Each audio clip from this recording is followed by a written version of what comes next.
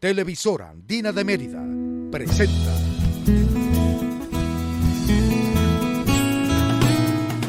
Buenos Días.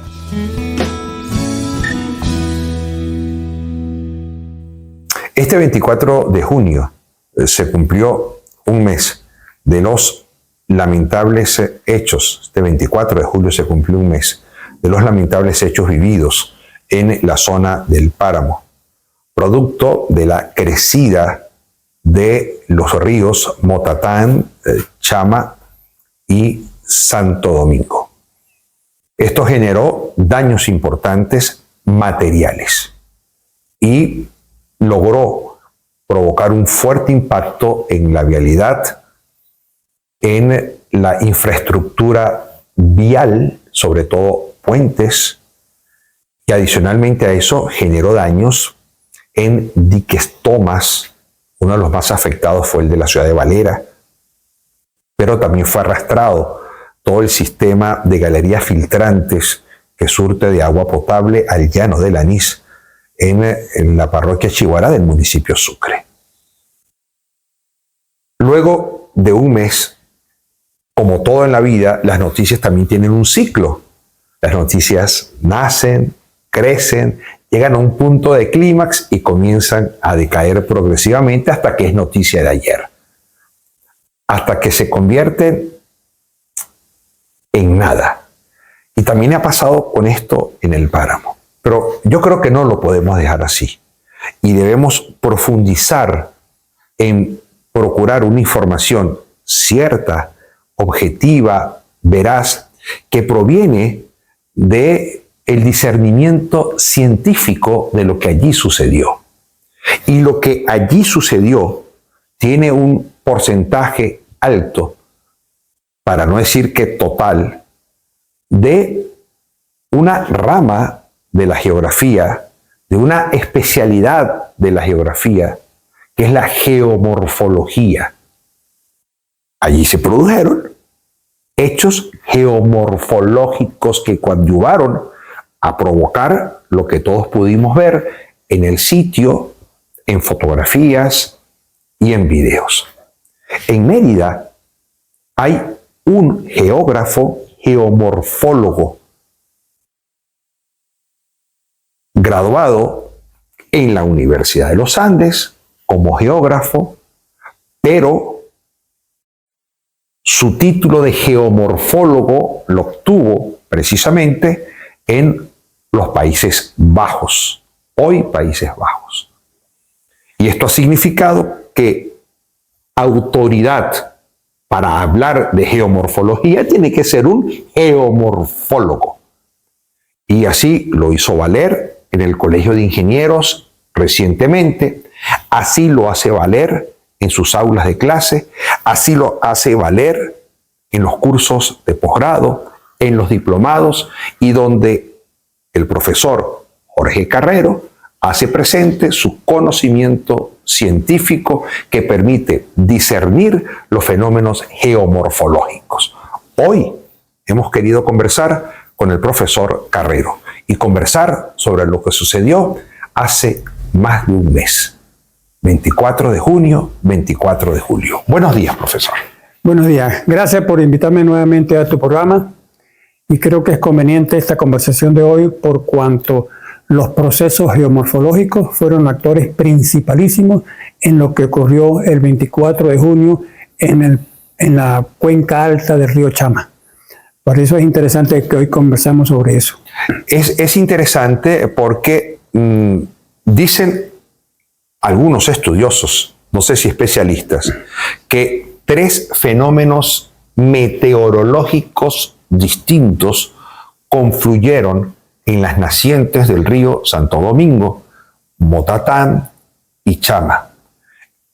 En primer lugar, venían 2 ondas tropicales que lograron ciertamente llenar lagunas, humedales, que son los espacios naturales para el receptáculo del agua. Y posteriormente, una tercera onda tropical y movimientos de vientos no los normales, los acostumbrados, generaron que esto confluyera en las nacientes y se dispararan las crecidas con los tributarios de cada uno de los ríos en cada una de las subcuencas. La subcuenca del Motatán hacia el estado Trujillo, lago de Maracaibo, la subcuenca del Santo Domingo hacia Santo Domingo en Mérida, Barinas, Apure, Orinoco, y la subcuenca del Chama hacia la cuenca también del lago de Maracaibo.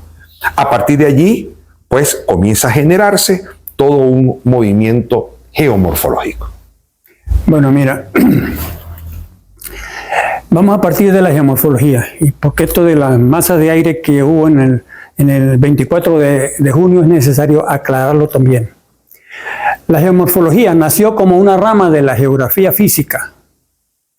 La geografía tiene dos ramas principales, geografía humana y geografía física. La geografía física estudia todos los relieves, etc. Y se fue desarrollando a lo largo de los años y hoy en día ya está jerarquizada como una ciencia paralela, vamos a decir así, que prima hermana de la geología. ¿Qué es lo que estudia básicamente la geomorfología? Y que es por eso que pudo haber incidido ella misma en lo que sucedió en el páramo. Todo lo que ocurre en la superficie terrestre donde habita el ser humano, donde interactúan los ríos, los bosques, las rocas, las viviendas, las carreteras, las represas, las torres de alta tensión, todo lo que está en la superficie terrestre, lo que ocurre en la superficie terrestre, ya sea por causas naturales. Las causas naturales se dividen en dos subcausas: causas atmosféricas, que fue lo que ocurrió en el páramo, o causas sísmicas, que tiene que ver con la corteza terrestre. Las primeras fueron las que ocurrieron el 24 de junio pasado. Todo lo que ocurre es campo de estudio de la geomorfología. Y lo que ocurrió el 24 de junio pasado ocurrió en la superficie terrestre, todo lo que ocurre. Por decir algo, lo que la gente llama deslaves genéricamente, deslizamientos, invasiones, los ríos socavan, los ríos desbordan, etc. Todo eso es campo de estudio de la geomorfología. Y fue lo que yo me hice y lo aprendí. La geomorfología puede ser teórica, científica, propia para la gente que permanece en universidades, institutos de investigación, o puede ser aplicada, como es el caso mío, que he pasado toda mi vida profesional aplicada a obras viales.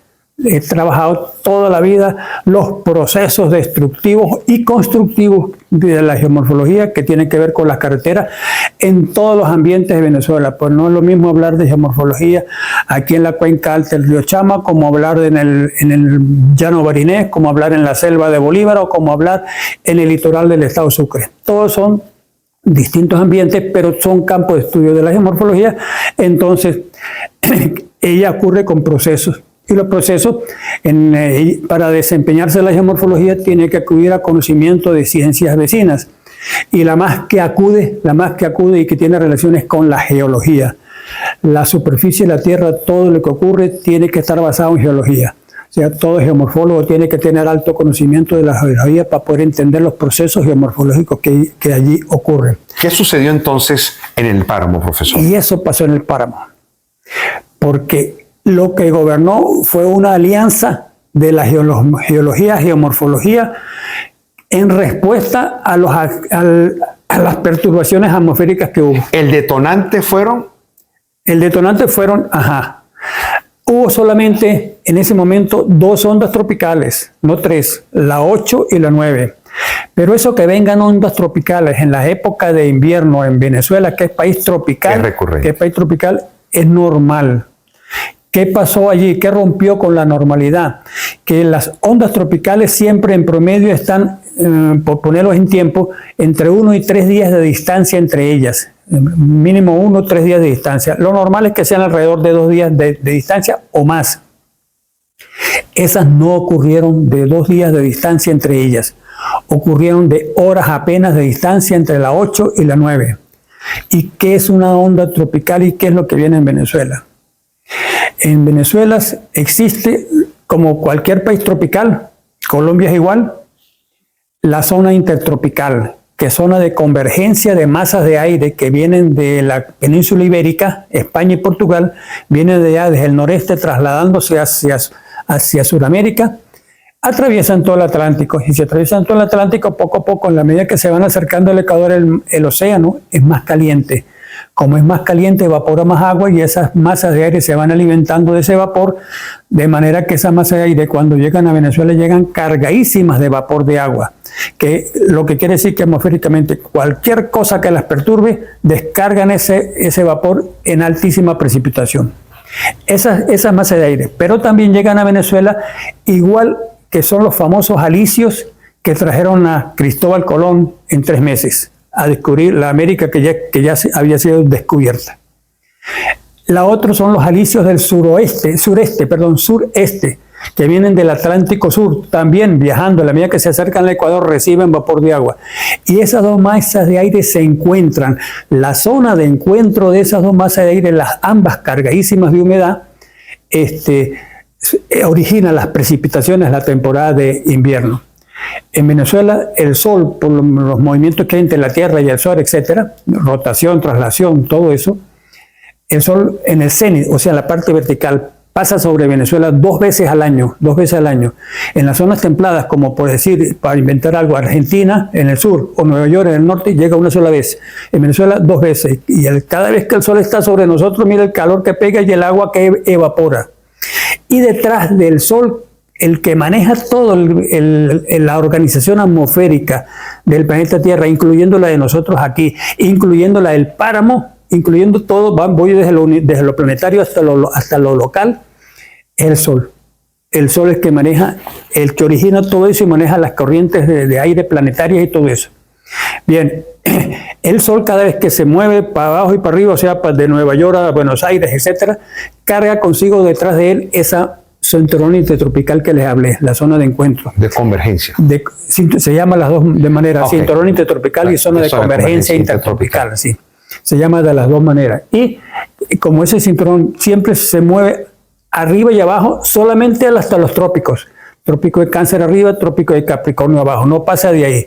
Y esa zona entre esos dos trópicos es la que está sujeta todo el año a la influencia de la zona intertropical, y por eso es la zona de mayor precipitación, como incluyendo la Amazonía brasilera, que es el pulmón de todo el planeta Tierra, porque es donde más llueve. Bien, esas son 2 cosas. Hay una tercera cosa que son las ondas tropicales, que tienen que ver con el páramo. Son unas masas de aire también que se forman al oeste de África y vienen hacia Sudamérica en sentido este-oeste. Y al llegar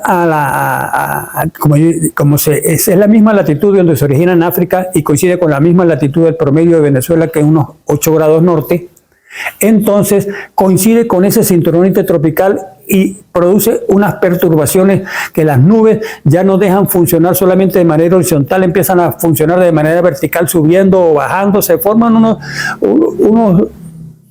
un zaperoquero allí hablando en criollo, sí, hablando en criollo, y se originan muchas perturbaciones.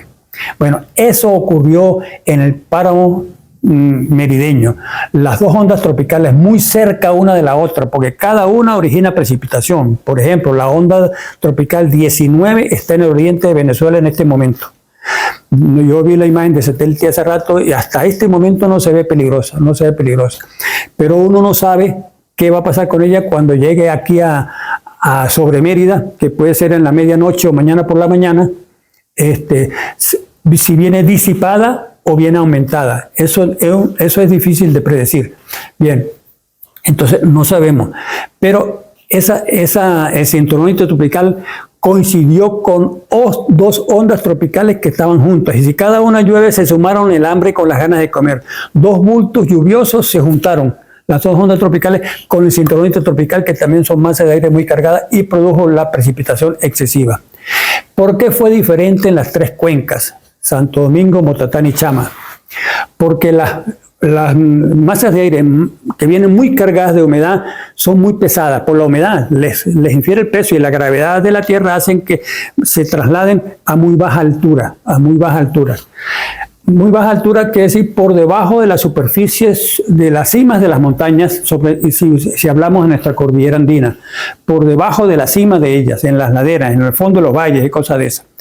Como vienen cargadas de humedad, entonces chocan con esas montañas de frente o diagonalmente, como sea, pero chocan con esas montañas y se ven obligadas esas masas a subir porque vienen por el empuje que traen, y en la medida que suben van condensando y producen las precipitaciones. ¿Qué pasó con esas tres?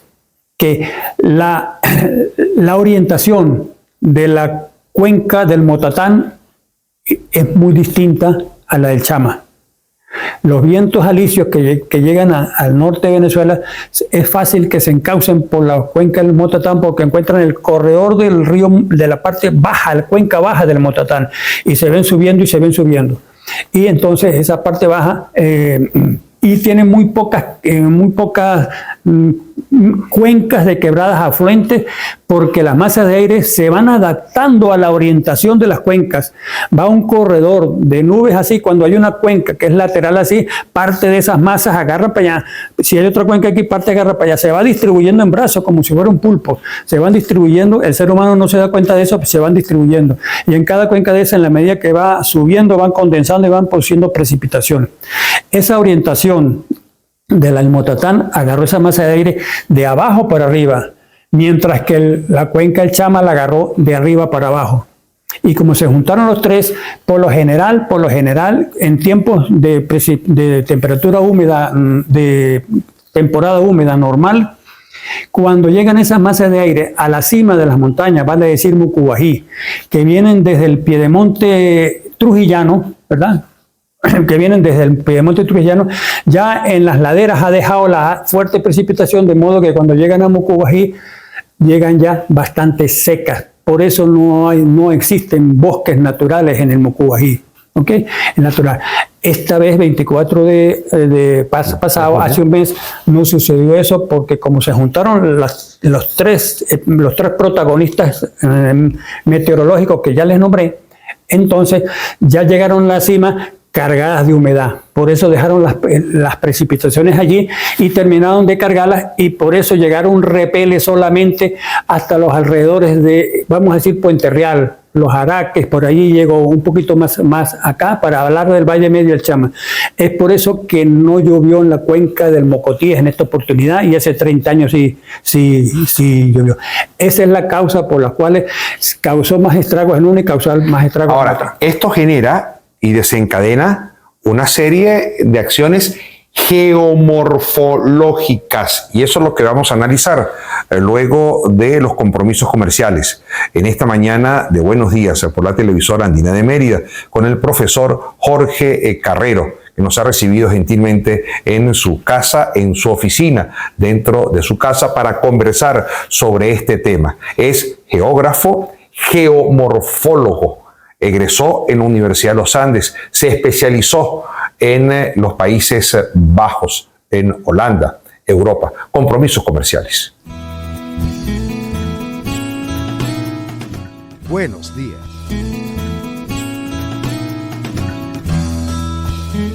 Seguimos en esta mañana de Buenos Días por la televisora Andina de Mérida. Los hechos antes descritos generan una serie de acciones geomorfológicas, geomorfología en lo que sucedió en el páramo el 24 de junio, profesor. Sí, hay que partir de la geomorfología de hace muchísimos años geológicos, tiempo geológico, no tiempo humano. El Alto Chama se caracteriza porque hubo alrededor de 5 veces en la edad del planeta Tierra donde se instalaron glaciares. Y un espesor de esa nieve que se depositaba se ha comprobado, porque dejó huellas allí, de hasta 60 metros de espesor de nieve acumulada hasta las alturas de Mucurubá, más o menos 2.200 metros sobre el nivel del mar para arriba. Se llenaron de nieve tiempos, miles de años, y miles de años tardaban en derretirse y pasaban lo que llaman época glaciar, y lo llamaban el interglaciar. Eso ocurrió aquí en el páramo, en menos duro que lo que ocurrió en Europa, en las latitudes norte, porque llegaron a hacer no 60 metros de nieve, sino hasta 2 kilómetros de nieve en promedio. Bueno, pero esos 60 metros de nieve depositadas tantas veces en lo que son ahora las microcuencas, las quebradas, era nieve lo que había, y cubría toda la microcuenca. Ese espesor en la base, como había tanta presión, ya no era nieve, sino en la base, en el fondo, era hielo. Y por las pendientes naturales que había en esa época, que son las mismas de ahora, porque el relieve no ha cambiado, se iban yendo hacia abajo los glaciares lentamente. Vamos a decir algo, la lentitud era, se podía decir, de centímetros por año, cosas así. Pero ese hielo raspaba la roca y la arrancaba del lecho rocoso.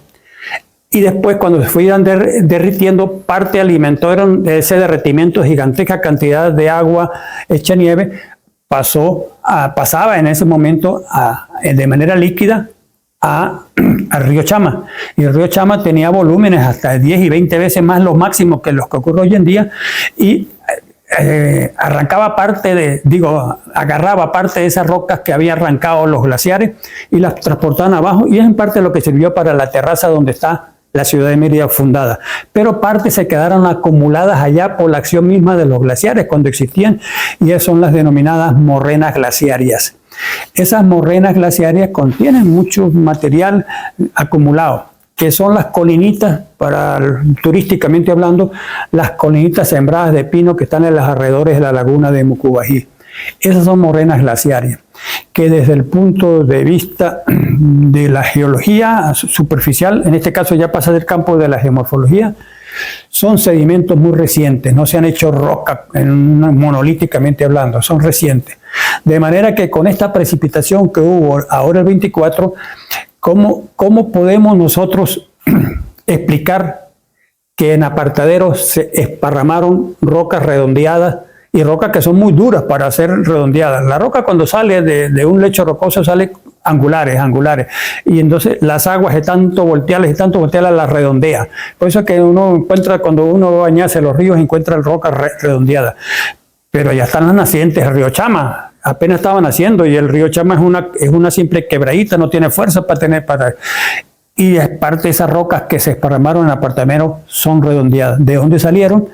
Pues arrancaron materiales de esas morrenas glaciares que son inestables, muy fácil de socavar, y el río arrancó parte de esas morrenas y las depositó ahí. Morrenas glaciarias son unidades geomorfológicas originadas por glaciares, hay en Venezuela. Bueno, eso en la parte alta, y eso ocurrió en apartaderos. Se esparramaron el río. Si ustedes se dan cuenta desde el punto de vista red de drenaje, Apartadero está aguas abajo de la confluencia de dos corredores por donde corre el agua cuando llueve. El corredor de la izquierda, que coincide con la carretera que se desvía hacia Valera, que va hacia Valera, y que por ese corredor viene casi que yendo a las nacientes del Chama. Y el corredor de la derecha, que es el que uno agarra para Mucubají y hacia Barinas, y por ahí no viene río. El río, o sea, el corredor que les trajo esas rocas fue el Chama, pero el Chama no es capaz de arrancar rocas y redondearlas ni tiene fuerza ni tiene distancia para lograr eso. Retomó materiales de esas morrenas y las esparramó allí, que son unidades geomorfológicas. Hay morrenas que fueron depositadas en esos tiempos, mucho tiempo atrás, otras más recientes. Las mucho tiempo atrás son más duras y más resistentes a ser arrancadas por el río Chama, y esas resistieron más. Entonces, hay que hacer una evaluación en el lado de apartaderos bajo ese punto de vista. Yendo hacia aguas abajo, hay otro tipo de unidades geomorfológicas muy diferentes que fueron afectadas. Hay lo que se llaman los abanicos aluviales o cono de eyección, que ahora todo el mundo habla, que son depósitos de río o de quebradas, pero son de cursos de agua. Pequeñitos son de quebradas, grandes son de río. Por decir algo, el cono de eyección o abanico aluvial, se puede hablar de las dos maneras igual, que existe en el Vigía, donde el río Chama. Tienes que, desde la parte cerca del peaje hasta la parte final, ese abanico aluvial tiene 14 kilómetros. Contra el valle medio del Chama, que apenas los abanicos aluviales tienen 100, 150 metros de longitud. O sea, hay de todo.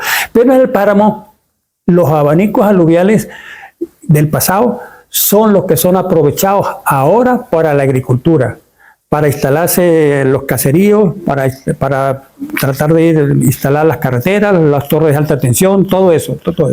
Unidades geomorfológicas están siendo utilizadas por el ser humano. Eso en cuanto a los abanicos, que son unidades geomorfológicas. Porque más o menos por los alrededores... ¿Son inestables? Eso es lo que había que determinar, porque no todos los abanicos se comportan igual. Porque Ejido está sobre abanicos, sobre conos de eyección. Sí.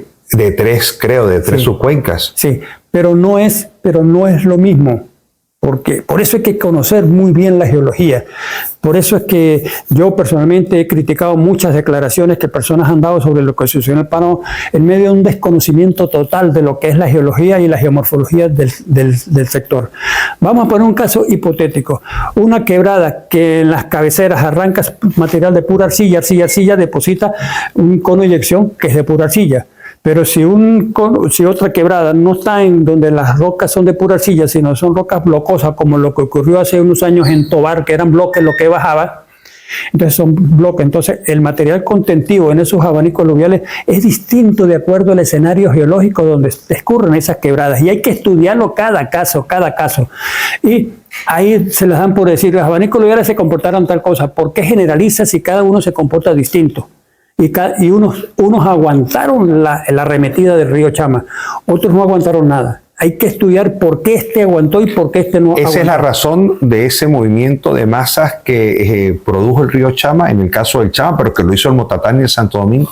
El caso del Motatán con respecto al del Chama, vamos a poner en este caso el Motatán con respecto al Chama, porque son diametralmente opuestos al comportamiento de ambos. Las rocas que componen los laterales de la cuenca del río Motatán, en la cuenca baja y la cuenca media, están mucho más alteradas químicamente que las rocas del Valle Medio del Chama, que de paso también rocas por su origen, son rocas que son más frágiles por su origen que las que están en la cuenca del Chama. Todo eso hay que estudiarlo. Es por eso que la realidad del Motatán en un momento dado puede ser y tiende a ser mucho más desastrosa que Chama. Ahora, la intervención del hombre que haya coadyuvado a que se generara mayor acarreo de materiales minerales y vegetales por parte de los ríos crecidos. Por ejemplo, las cercas de piedra que se colocaban para evitar que los ríos llegaran a las casas. ¿Eso tuvo intervención o no fue una intervención decisiva? Mire, yo voy a poner un ejemplo. ¿Cuál es el nombre de este sitio donde hay con columpio para los niños y restaurante que es turístico? Vallehermoso. Vallehermoso. Voy a poner un ejemplo de eso, de los sitios puntuales que ocurrieron cosas. Me dio curiosidad Vallehermoso porque yo dije voy a explicar algo de donde la vialidad haya sido afectada, donde un sitio turístico haya sido afectado, donde un sitio de agricultura haya sido afectado o de un centro poblado haya sido poblado. Escogí todo eso. Y lo turístico escogí Vallehermoso, porque el turismo es principalísimo para Mérida. Y que seguramente junto a la agricultura fueron los sectores más afectados. Y tengo aquí dentro de mis bibliotecas fotografías aéreas viejas, bien viejas. ¿Por qué? Porque eso de bien viejas revela la realidad del momento en que se tomó esa foto. Y esa foto, la fotografía aérea que tengo yo, no existía Vallehermoso. Entonces la superficie del terreno se podía ver y no se veían los columpios ni nada, sino la superficie del terreno. Y eso fueron de las cosas que yo aprendí en Europa. Sacar la información del terreno basado en los sensores remotos, que son las fotografías aéreas de aviones, imágenes de satélites de ahora, y lo último, imágenes o fotografías aéreas de los drones, ¿verdad? Es lo mismo porque la superficie terrestre no cambia para ninguna de las tres técnicas. La superficie terrestre es la misma para los tres. Bien. Y me puse a identificar esa. Había huellas y las cartografié. Huellas en la superficie de ese terreno que es un resto de terraza aluvial, que es otra unidad geomorfológica, son conos de deyección. Y había huellas de antiguos desbordes por parte del río Santo Domingo. Chama y la truchicultura es la de Santo Domingo, sí. que también la estudié. Yo estaba confundido con la truchicultura. Y esa también la estudié. Y estudié la fotografía aérea también. Y había huellas de antiguos desbordes. O sea que ese terreno tenía riesgo potencial. Era un valle aluvial. Donde estaba Vallehermoso. Donde estaba Vallehermoso es un resto de terraza. Terraza, ¿qué es eso? Terraza, ajá. Está bien la pregunta. Yo te nombré los abanicos aluviales, Sí, que señor. son unidades geomorfológicas formadas. También los ríos depositan de otra manera. La depositación de los ríos y quebradas en abanicos aluviales es de forma radial, como si fuera un abanico, por eso es que le dicen abanicos aluviales. La depositación de los sedimentos que traen los ríos es longitudinal, o sea, si va a un valle estrecho no puede ampliar Claro. el radio, sino se Va depositando. va a depositar en ese valle estrecho. Entonces la depositación es longitudinal, no radial, y esa forma en que se depositan le da después, con el correr de los años, resistencia a que sea socavado o no. Eso no lo analiza la gente que está hablando por las cuestiones. Tiene su comportamiento distinto. Y esas son las terrazas. Depósitos longitudinales al río no se aplayan, y la depositación es más ordenada. La terraza de Mérida es una, ya sabemos, le llaman terraza, y es una terraza aluvial formada principalísimamente por el río Chama, y tiene un efecto secundario, lo que es el Mocujún, en su depositación. Perfecto, profesor. Esto es entonces, en primer lugar, tenemos un detonante que es un evento meteorológico, climatológico. Luego tenemos una acción geomorfológica, y esta acción geomorfológica genera una serie de consecuencias en más de 35 estructuras turísticas. Se habla de más de 24 puentes afectados, la vialidad sobre la troncal 007, que en el caso del estado de Mérida parte del municipio de Miranda, capital Timotes, y termina en el municipio de Rivas Dávila, en los límites con el municipio de Jauregui del estado Táchira, y la local 001, que se veía precisamente en esa Y a la que usted hacía mención, que va desde la Y de Apartaderos, Páramo de Mucubají, Santo Domingo, para terminar en La Raya, donde continúa casualmente como local 001 en el municipio Bolívar del estado de Barinas, y termina en la ciudad de Barinas. Inclusive la local 001 forma parte también de la intercomunal Barinas-Barinitas. Vamos a los compromisos comerciales, y a la vuelta hablemos de los impactos en la vialidad. Y hablar de los impactos en la vialidad, hablemos del mantenimiento vial, que creo que es otro de los elementos importantes en esta discusión sobre lo que pasó hace un mes en nuestros páramos merideños. Compromisos comerciales. Buenos días.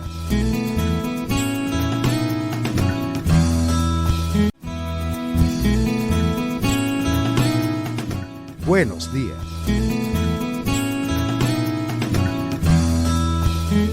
Parte final de nuestra conversación con el profesor Jorge Carrero en la mañana de este día. Profesor, hemos desencadenado una serie de hechos que sucedieron el 24 de junio. Finalmente, estos hechos, que significó la crecida de los ríos Chama, Santo Domingo y Motatán, produjeron daños en la vialidad, daños en viviendas y daños en la infraestructura de servicios, electricidad, agua potable. Cuando uno habla de vialidad, lo primero que uno se le puede ocurrir es, caramba, falta de mantenimiento. Es que ahí no se hizo mantenimiento, entonces el río, otro dice, no, pero es que el río a la velocidad que bajaba, con todo lo que traía, pues se le hizo fácil hacer presa de las carreteras principales. ¿Qué pasó con la vialidad? Y obviamente, ¿qué pasó con el mantenimiento vial? ¿Es normal lo que pasó en materia de vialidad? ¿Es normal lo de los higuerones? ¿O es normal lo que sucedió más adelante en la Vega de las González? ¿O es normal lo que sucedió a lo largo de la troncal 7 o de la local 1? Bien, en lo que se refiere a la vialidad, tiene mucho también, con más frecuencia, relación geología-geomorfología. Hay carreteras en el páramo arriba que están hechas solamente sobre unidades geomorfológicas, y la explicación a eso que usted está preguntando tiene que ver con la geomorfología. Pero hay carreteras, como el caso de Mucurubá, la Cruz de Mucurubá, donde están ahí presentes la geología y la geomorfología en el mismo caso y con el mismo problema de la carretera. Por eso hay que tener conocimientos de la geología en este caso.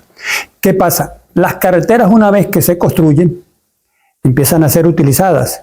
Y con el tiempo se van desgastando sus diferentes elementos, ya sea porque los ingenieros que calcularon esas obras a instalarle, algunos no la pegaron, otras no es por esa causa y la pegaron bien, entonces causas naturales que interfieren, como por ejemplo el comportamiento de las rocas que producen deslizamientos, etcétera, que no estaban previstos.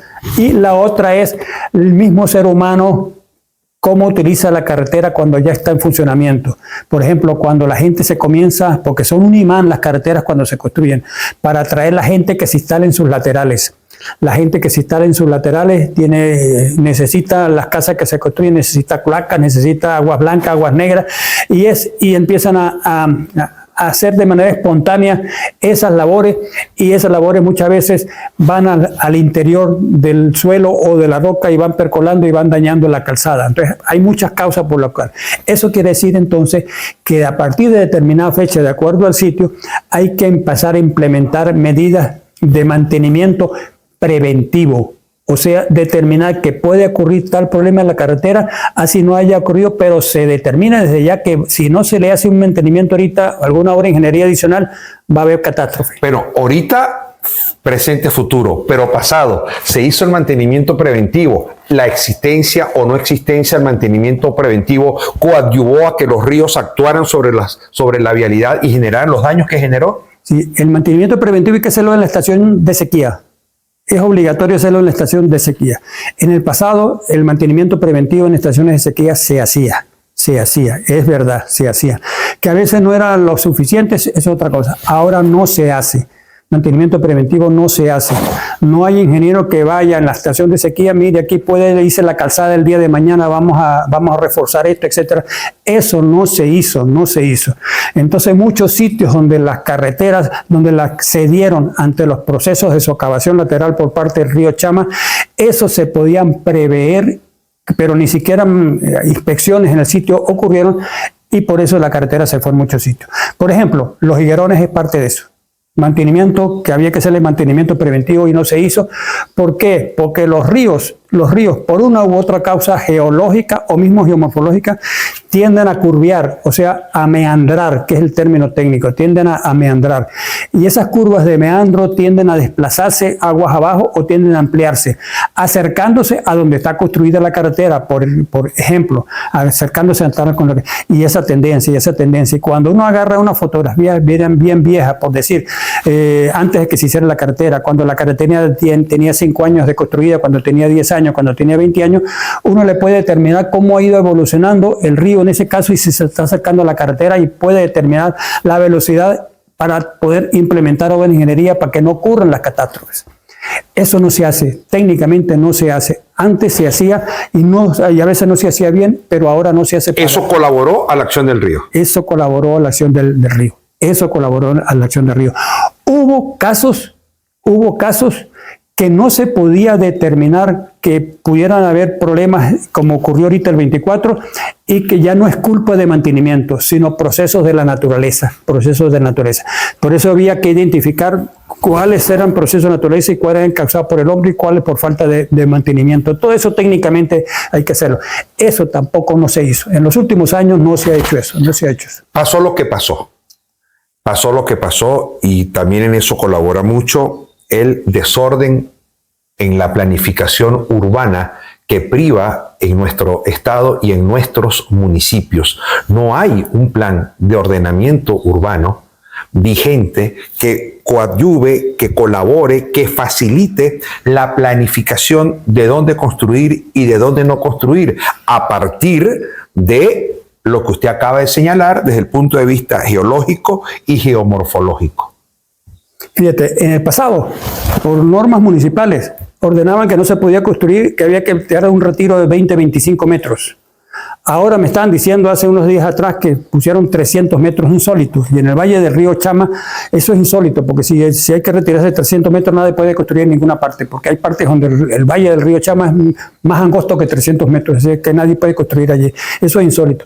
Quien determina el retiro es el estudio técnico que se haga, porque por ejemplo el río Chama en la zona de Mucurubá exige un retiro, pero ese mismo río Chama en la zona de Ejido, por ejemplo, exige otro retiro distinto, porque se comporta el río, aunque sea el mismo río, se comporta diferente a como se comportaba aguas arriba. Cada caso hay que estudiarlo, o sea, la naturaleza es la que indica el retiro. Hay retiros que, por ejemplo, con 5 metros basta. pero hay retiros que hay que meter 150 metros, que en un estudio técnico, conociendo bien el comportamiento de las variables de la naturaleza, es lo que lo determina. Eso es lo que tiene que hacer. Otra cosa, lo de la vegetación.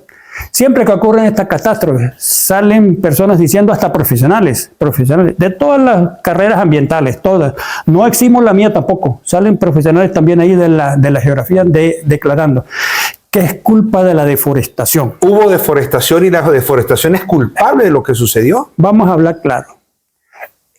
Apartaderos, la zona de apartaderos no es zona climáticamente ya demostrada por miles de años. Usted lo acaba de señalar, la razón. Para que no crezcan bosques. Para que no crezcan bosques. Allá lo natural que crece es la planta esta que la gente saca, típica del páramo. Frailejón. El frailejón. Y el frailejón no se caracteriza por ser protector del suelo con respecto a las gotas de lluvia. La gota de lluvia en el páramo es muy finita y no causa impacto en el suelo cuando ella cae. Distinta a la del vigía, que es 10 veces más diámetro y causa un impacto erosivo tremendo. O sea, la lluvia de allá fue esta causa excepcional. Pero el hecho de que tuvieran peladas esas laderas no significa que había sido deforestadas. Es porque allá no crece bosque de manera natural. Eso hay que verlo. Hay que estudiar dónde la vegetación sí, dónde la vegetación no. Por ejemplo, voy a poner otro ejemplo. El norte de Tobar, el pueblo mío, las laderas esas que dan hacia el páramo de Mariño, de una vez dijeron cuando ocurrió la catástrofe que por deforestación. Mire, el suelo allá se distribuye en unos lados que es arcilloso, otro arenoso, otro limoso, etcétera, y de acuerdo a ese tipo de textura permite crecimiento de árboles y no permite crecimiento de otros árboles, de manera que la vegetación arbórea se da esparcida, no se da bosque tupido, como dijeron que habían deforestado el bosque tupido. Mentiras, de manera natural, en esa zona, por esas causas no es ahí. Pero en el caso del páramo, pero cuando usted va bajando, sí hay bosques. En la medida que uno va bajando, recuérdate lo que dije hace rato, claro, que cuando chocan las masas de aire, que se ven obligadas a ascender, quiere decir que en la parte media de todas las laderas donde chocan, es donde la vegetación, donde las masas de aire descargan toda la precipitación y es la zona de los bosques. Es la zona de los bosques. O sea, esos bosques fueron deforestados o han sido deforestados en el caso de las cuencas afectadas y que estamos estudiando. Esa es otra cosa. Mira, el río Chama tiene laderas de la margen derecha son de granito y las de la margen derecha son de rocas metamórficas de altido, que es Sierra Nevada, de altísimo grado de metamorfismo, que no se erosionan, que no se degradan. Como no se degradan, no da lugar a suelo espeso a esas alturas y son mucho más difíciles que se vuelva espeso para que permita vegetación boscosa y son muy escarpadas por las fallas de Boconó. La gente no cultiva en esas zonas, por lo tanto no tiene razones para deforestar. También por esas vertientes tan escarpadas tampoco se ven viviendo, o sea, el ser humano no ha alterado. Hay causas naturales distintas a la deforestación en algunos sectores por los cuales se han ido. Por ejemplo, ¿alguien ha escuchado hablar de esta catástrofe que ocurrió el 24, de que tantas hectáreas sujetas a cultivo desaparecieron? Nadie ha hablado de eso. Ha hablado del peligro de los agricultores porque se cayeron las carreteras y no tienen cómo sacar sus productos agrícolas. Pero no dice se destruyó la agricultura. Yo no he visto ninguna declaración de nadie en eso diciendo se destruyó campos agrícolas. Por ejemplo, en Apartaderos hay una zona cercana a Apartaderos que no se ve bien desde la carretera principal de Uno lo detecté con la mente de satélite, que es una superficie, una unidad geomorfológica formada por los glaciares. Una superficie formada por los glaciares está intensamente activada por la agricultura de hace muchos años, y ahí sale mucha agricultura. Usted ve una imagen de satélite tomada después de ocurrida la catástrofe y ni 1 milímetro cuadrado de esa zona fue. ¿Cuál es la razón? ¿Por qué? Porque los canales donde se concentran las aguas, donde hay concentración de agua, hay desastres. Donde hay dispersión de la gota de lluvia que no se concentra, los desastres se minimizan o no ocurren. Y esa es una zona donde se esparce. Profesor, varias preguntas rápidas. Ya estamos en la parte final de nuestro programa. Preguntas rápidas para respuesta muy rápida. Hay un término que la gente utiliza con mucha alegría y es el término vaguada. Todo lo que pasa es una vaguada. ¿Qué pasó en Apartaderos? Una vaguada. ¿Y qué pasó en Santa Cruz de Mora? Una vaguada. ¿Y qué pasó en el sur del lago de Maracaibo? Una vaguada. Y en el Corozo, una vaguada.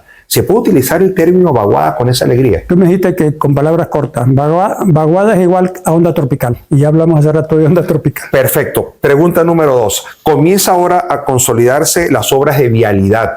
Se ha hecho una observación técnica sobre las obras de vialidad, sobre las variantes que ahora, sobre los bypass que ahora se vienen haciendo para tratar de procurar estabilidad y consolidar una carretera transandina que hoy está cumpliendo 100 años de haberse inaugurado en 1925 por Juan Vicente Gómez. Mira, una cosa es abrir paso de inmediato porque urge, porque, por ejemplo, la troncal 7 se trancó en varios sitios, entre esos los higuerones, y había que abrir paso. Una cosa es hacer una variante provisional y otra cosa es, después que ya se restableció el paso, a estudiar para ver si ese sitio donde se hace la variante provisional es el apto para hacer la rehabilitación de la carretera definitivamente en el sector. Yo no sé si eso se está haciendo, lo ignoro. Hemos visto fotografías donde cerca de las variantes se están haciendo obras de canalización de los ríos.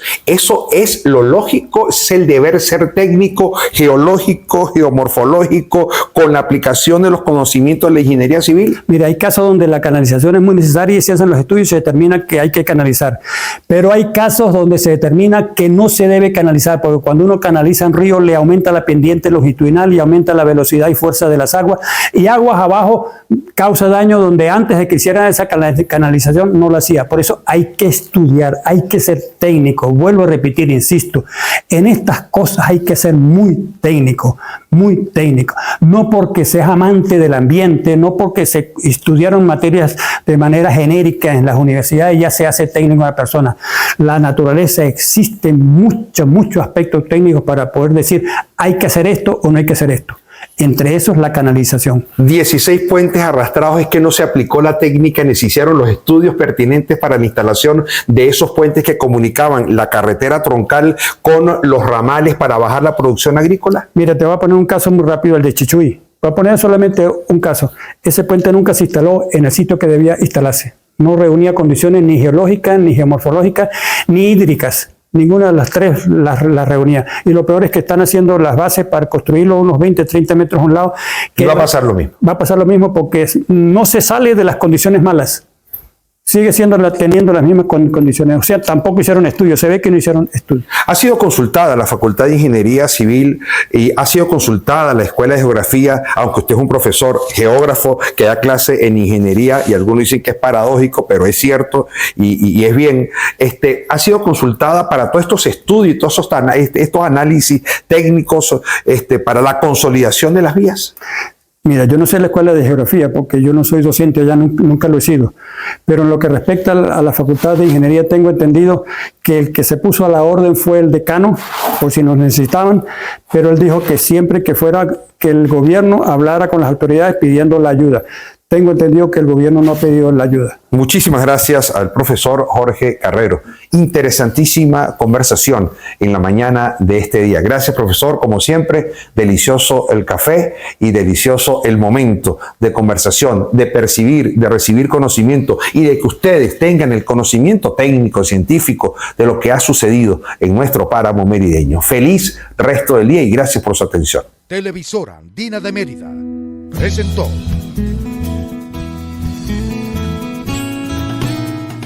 Buenos días.